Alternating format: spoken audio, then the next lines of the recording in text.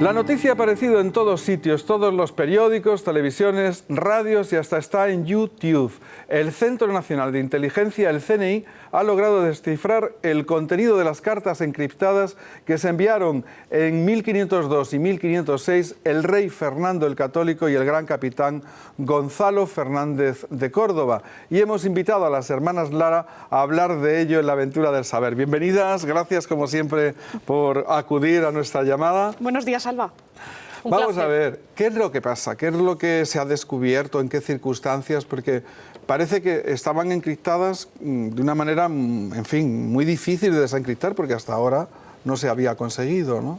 En efecto, con motivo de la exposición en 2015, por el 5º centenario de la muerte del gran capitán, el Museo del Ejército en Toledo organizó una gran muestra y pidió prestados unos legajos a los duques de Maqueda. Ahí había 16 cartas, de las cuales 4 de ellas resultaron indescifrables.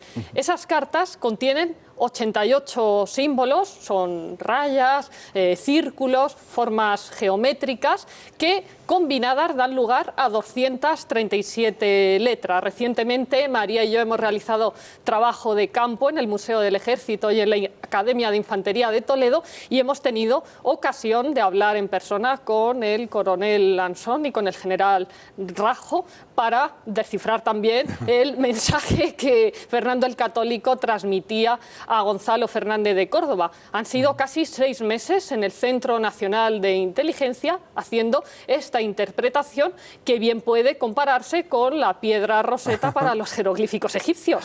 Vamos a ver, María, ¿y qué es lo que dicen? ¿Qué es lo que estaba ahí oculto? ¿Por qué tenía que estarlo y qué es lo que era? Pues se habla incluso de esos matices de las relaciones personales de Fernando de Trastámara con Gonzalo Fernández de Córdoba, que además eran parientes, eran primos, igual que también eran primos segundos, Isabel y Fernando por la otra línea. Vemos cómo en esas cartas ese rey ambicioso que se ha comparado a Fernando con el príncipe de Maquiavelo, el fin justifica los medios. Todos sabemos que el viaje a las Indias fue posible gracias al tesón de Cristóbal Colón y al amparo y la generosidad de Isabel, porque Fernando el Católico quería llevar todo muy al día. La Junta de Sabios y Matemáticos pues parece que no daba informes favorables y lo mismo ocurre en relación al gran capitán. La envidia es un mal endémico y por qué no decirlo, el gran una capitán relación por parte de Fernando el Católico hacia el gran capitán que parece, ¿no?, adolecer de ese Eso efecto, es, ¿no? como va a contar ahora Laura, el gran capitán tuvo una paciencia sin límites. Vemos en esas cartas cómo Fernando el Católico le dice: me he enterado a través de Flandes que estáis escribiendo al rey de romanos, es decir, al rey en esos momentos que gestionaba pues la mayor parte de Europa con esas cortes del príncipe cristianísimo en Francia y por otro lado del soberano pontificio, pues me he enterado que estás escribiendo a mis espaldas, todo me lo tienes que consultar. También vemos cómo hay operaciones logísticas, detalle de maniobras e incluso un consejo que también nos parece muy con el carácter del soberano aragonés, y es que dice Fernando al gran capitán: lo que tienes que intentar es que, como en las campañas de Nápoles van a quedar muchas mujeres viudas, que se casen con soldados españoles, que eso es lo que más va a facilitar la integración. La relación, porque ¿cómo era entonces la historia? Quiero decir, ¿cómo estaba Europa? ¿Qué hacía España en Nápoles? Era un virreinato, pero contadnos un poco para hacer, digamos, para escenificar cómo era en aquella época, ¿no?, la vida. Con las vísperas sicilianas, en 1282, Nápoles se emancipa y va a mantener esa situación hasta que en 1501 es derrotado Federico I de Nápoles por una conjunción aragonesa y francesa, de modo que se van a establecer 2 virreinatos, el francés y el español, que perviven hasta 1504, cuando conseguimos derrotar a los franceses y quedarse esa única presencia aragonesa. Es por eso por lo que va a ser virrey el gran capitán de Nápoles desde 1504 a 1507, el virreinato virreinato, una fórmula de soberanía típicamente española que copiaría luego hasta Catalina la Grande en Rusia en el siglo XVIII, creando 34 virreinatos. Bueno, en otro programa hablamos ya de los virreinatos españoles en América. Todo esto va a hacer que sean esas batallas en Nápoles el embrión de lo que luego desarrollarán los tercios españoles en Europa. Y Gonzalo Fernández de Córdoba precisamente va a revolucionar el arte de la guerra, haciendo que se pase de la caballería pesada, típicamente medieval, con la que todavía trabajaban los franceses, a una conjunción de infantería, artillería, apoyo naval, también con esa presencia siempre de esos regimientos que va a crear, como coronelías, que después se van a integrar en los tercios con unos 6.000 hombres y que van a permitir que la infantería se convierta en la reina de las batallas. Pero es Gonzalo precisamente el artífice de esa modernización que ya emprende en Granada en torno a 1492 y que después va a extrapolar a Nápoles. Y las relaciones hemos dicho que eran malas entre ambos, sobre todo por parte del rey, ¿no? Porque el gran capitán demuestra tener una gran paciencia, nunca le traicionó, de hecho, ¿no? Sí, era un alma bendita. Vemos hoy como también el ejército profesional moderno debe mucho al gran capitán. El tercio primero de la Legión se llama así, ya está radicado en Melilla, y él llegó a inventar con puertas una máquina de asedio, y luego también fue capaz de ver el corazón del rival. Por ejemplo, se hizo amigo, aparte de buen guerrero, era buen diplomático, cosa que, por ejemplo, al Cid le pasaba que era buen batallador y peor embajador. Pero, el gran capitán logró hacer las dos cosas, y de hecho, cuando venció en la batalla de Lucena en 1483 a Boabdil, Boabdil llegó a ver al gran capitán como un amigo, más que a su tío el Zagal o a su padre Muley Hassen, dividido entre los amoríos con la madre de Boabdil y también Isabel de Solís, la cautiva de la Alhambra. Y en lo personal, pues Gonzalo era el hijo segundón de Pedro Fernández, señor de Aguilar de la Frontera y de Priego de Córdoba.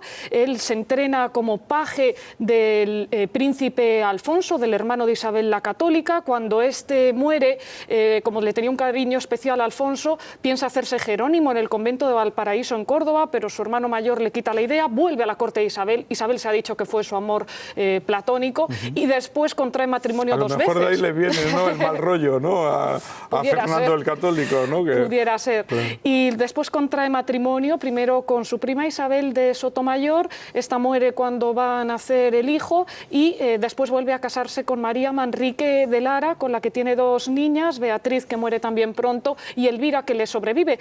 Cuando el 2 de diciembre de 1515 muere en el destierro, en Loja, en la Vega Granadina, Gonzalo, todos los que estaban en el velatorio pues contaban cómo había derrotado a los otomanos en Cefalonia, cómo había desarrollado tantas batallas sin parar por su casa. Allí estaban María Manrique de Lara, la duquesa de Sesa, y Elvira, y hay dos anécdotas de ese trato que le daba Fernando el Católico al gran capitán, que dejaba mucho que desear por parte del monarca. Por ejemplo, invitan a Fernando y a su segunda esposa, Germana de Foix, a que vayan a la corte de Luis XII, rey de Francia, y dicen que venga también el gran capitán, y ellos dicen que más o menos pues que por qué invitan a su vasallo. Y otra anécdota, cuando casan a Elvira, cuando quiere casar a Elvira, a su hija, el gran capitán le busca como candidato al condestable de Castilla, que se había quedado viudo de la hija natural que había tenido Fernando el Católico con una dama catalana y que se llamaba Juana.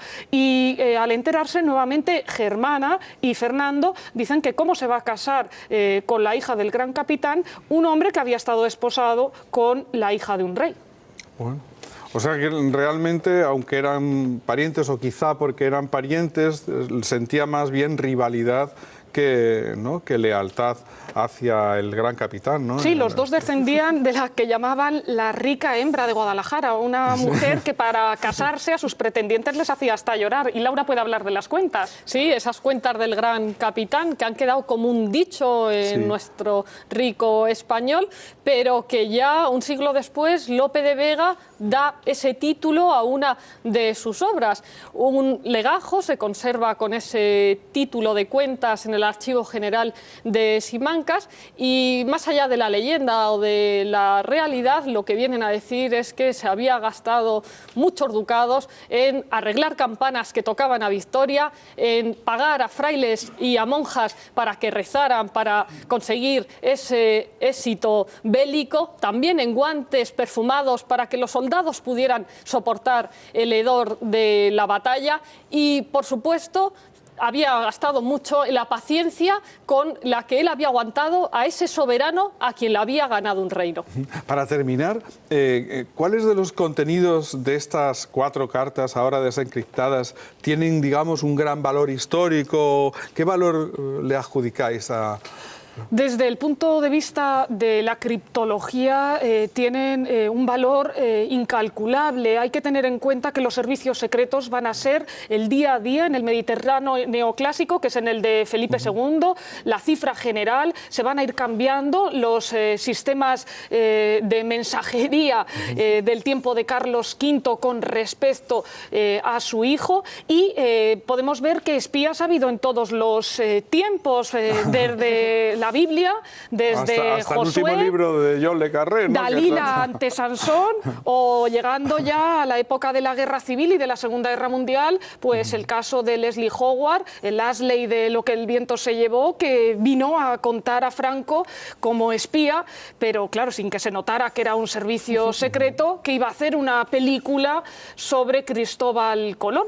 Por cierto que, ¿no?, el gran capitán obtiene un gran reconocimiento en España en la época de la República, cuando uno de los billetes tiene precisamente su efigie, ¿no?, sobre... Se emite a finales de abril del 31, y antes, en los años 20, se había producido esa tirada del cardenal Cisneros, y más adelante, ya en los años 50, de los Reyes Católicos. Bueno, también en las enciclopedias escolares tenía mucho peso la enseñanza de los valores de Gonzalo Fernández de Córdoba. Fue comendador de la Orden de Santiago, y con ese valor, lealtad y honor que llevó por la vida como bandera y que imperaron en su conducta, también decir que le llegó a devolver un título ducal a Fernando el Católico. Le dio 5 en esos años de las campañas de Nápoles: duque de Sant'Angelo, de Terranova, de Andria, de Sessa, y el último, el de Montalto, se lo dio el 1 de enero de 1507, y sabemos que a fecha de 27 de mayo de ese mismo año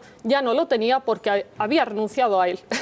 Estupendo, pues ha sido un verdadero placer contar con vosotras de nuevo en la aventura del saber. Nos vemos pronto, en 15 días aproximadamente. Estupendo.